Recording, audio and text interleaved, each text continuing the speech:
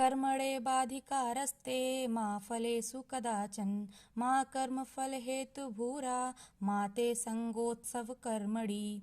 नमस्कार दोस्तों, अनमोल साहित्य के चैनल में आपका स्वागत है। आज हम बात करेंगे जीवन के 3 मार्गदर्शक। जीवन के प्रत्येक क्षेत्र में सफलता की ऊंचाइयां छूने के लिए भारतीय दर्शन के 3 मार्गदर्शक सिद्धांत मुझे विशेष तौर पर आकर्षित करते हैं, वह मैं आपको भी बताना चाहूंगी। पहला सिद्धांत है गीता का निष्काम कर्मयोग। गीता में कहा गया है, सामान्य भाषा में इस निष्काम कर्मयोग के सिद्धांत को इस रूप में समझा और बताया जाता है कि कर्म करते रहो, फल की इच्छा मत करो। इस सिद्धांत का शाब्दिक अर्थ ही ग्रहण करने पर अक्सर यह सवाल उठाता है कि जब फल ही की इच्छा ही नहीं तो कर्म करने के लिए मोटिवेशन कहाँ से आएगा।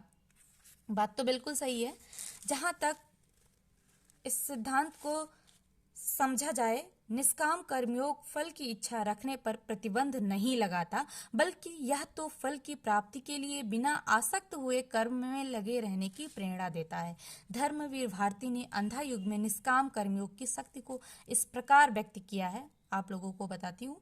जब कोई भी मनुष्य अनासक्त होकर चुनौती देता है इतिहास को, उस दिन नक्षत्रों की दशा बदल जाती है। नियमित नहीं है, पूर्व निर्धारित, उसको हर क्षण मानव निर्णय बनाता मिटाता है। नतीजे के बारे में ही सोचते रहने का यह भी दुष्प्रभाव होता है कि हम पढ़ाई या नौकरी में हर रोज जो कुछ नया सीखते हैं उसे एंजॉय नहीं करते, उसका आनंद भी नहीं उठा पाते। लिहाजा हम मंजिल की ओर बढ़ने की प्रक्रिया में स्थिर व मजबूत बने रहने के लिए व्यक्तित्व में निष्काम कर्मयोग का समावेश जरूरी है। दूसरा मार्गदर्शन है जैन दर्शन का अनेकांतवाद। इस अनूठे सिद्धांत का अभिप्राय है कि सत्य को सभी लोग अपने अलग अलग नजरिए से देखते हैं, परंतु कोई भी नजरिया ना तो पूरी तरीके से सही और ना ही पूरी तरीके से गलत होता है। आपको एक हाथी और 7 अंधों वाला उदाहरण याद होगा। सड़क पर बैठे एक हाथी के शरीर के अलग अलग अंगों को छूकर 7 अंधे व्यक्ति हाथी को वैसे ही अलग अलग समझने की भूल कर बैठते हैं। जैसे कोई उसकी पूंछ पकड़कर उसे झाड़ू समझता है तो कोई उसका कान छूकर उसे पंखा समझ बैठता है। अनेकांतवाद सिखाता है कि सिर्फ अपने ही विचार को सही मानना और दूसरों के विचारों को सिरे से नकारना अपने आप में गलत है। ऐसा करना आपको एक डिफिकल्ट पर्सन बनाता है। आप एक डिफिकल्ट इंसान हैं या नहीं, इसे जांचने के लिए टेस्ट आजमा सकते हैं। एक डिफिकल्ट पर्सन कौन होता है? पहला, अगर आपको लगता है कि हर कोई गलत है और आप हमेशा सही हैं, तो आप अपने आप को एक डिफिकल्ट पर्सन बना रहे हैं। नंबर 2, जब आपके पास हर अच्छे व्यक्ति या वस्तु के बारे में कहने को कुछ गलत हो तो आप सिर्फ एक डिफिकल्ट पर्सन हो सकते हैं। नंबर 3, अगर धीरे धीरे आपको खुश करना मुश्किल काम होता जा रहा है तो सावधान, आप एक डिफिकल्ट पर्सन बनते जा रहे हैं। नंबर 4, जब आप हर चीज के बारे में तर्क वितर्क करने लगते हैं तो फिर तब आप जब उसकी कोई आवश्यकता नहीं होती है, सावधान हो जाएं, आप एक डिफिकल्ट पर्सन है। नंबर 5, दूसरे क्या कर रहे हैं, क्यों कर रहे हैं, इसका कारण क्या है, मुझे सब मालूम है सोचकर एक माइंड रीडर के रूप में आप गर्व महसूस करने लगते हैं। क्या आप भगवान हैं? बेशक आप नहीं हैं, आप सिर्फ एक डिफिकल्ट पर्सन हैं। नंबर 6, अगर आपसे अधिकतर लोग कटने लगे हैं, वे आपसे बात करने से कतराने लगे हैं, तो आप डिफिकल्ट पर्सन हैं। नंबर 7, यदि आपके पास सभी के लिए कुछ ना कुछ सुधार की राय है लेकिन स्वयं के लिए एक भी नहीं, तो आप डिफिकल्ट पर्सन हैं। नंबर 8, अगर आप कभी भी आई एम सॉरी नहीं कहते हैं या कहने में दिक्कत महसूस करते हैं, तो आप एक डिफिकल्ट पर्सन हैं। नंबर 9, यदि आप दूसरों की छोटी छोटी गलतियों को लंबे अरसे तक याद रखते हैं या माफ करने में अड़ियल रवैया रखते हैं, तो आप एक डिफिकल्ट पर्सन हैं। नंबर 10, यदि सुनी हुई हर बात दूसरों से बताए बिना आपको बेचैनी होती है, तो आप डिफिकल्ट पर्सन हैं। एक डिफिकल्ट पर्सन को बहुत सावधान रहना होगा, अन्यथा जीवन यात्रा के किसी पड़ाव में आप अचानक पाएंगे कि अरे, आप तो अकेले ही रह गए हैं, अकेले ही चल रहे हैं। अगर आपको सामाजिक प्राणी के रूप में सबके बीच समुदाय के साथ रहना है और एक खुशहाल इंसान बनना है तो डिफिकल्ट पर्सन ना बने और अनेकांतवाद को जीवन में उतारने की कोशिश करें। इस तरह अनेकांतवाद दूसरों के विचारों का सम्मान करना और स्वीकारता सिखाता है।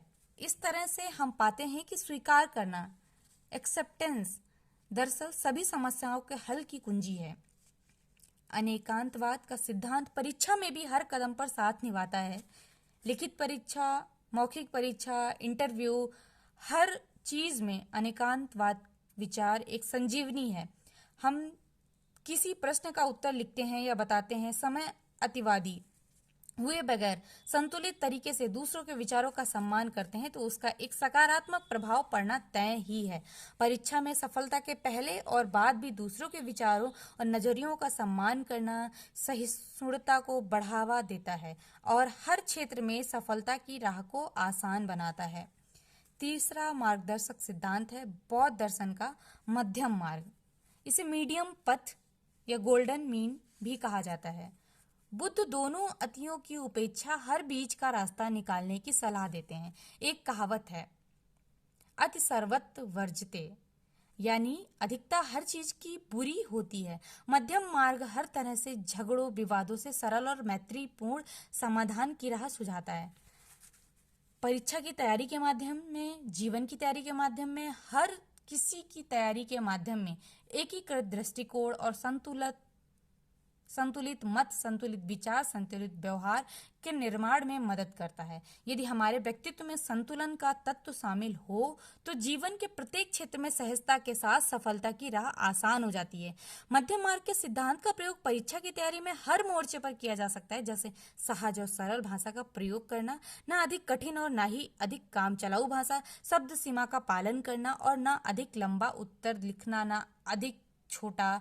ये चीजें जीवन के भी क्षेत्र में लागू होती हैं। जब आप किसी से बहुत कठिन भाषा में बात करते हैं तब सामने वाला व्यक्ति असहज महसूस करने लगता है, और अब जब बहुत कमतर भाषा में दूसरे से बात करते हैं तो आपको असहज महसूस होने लगता है।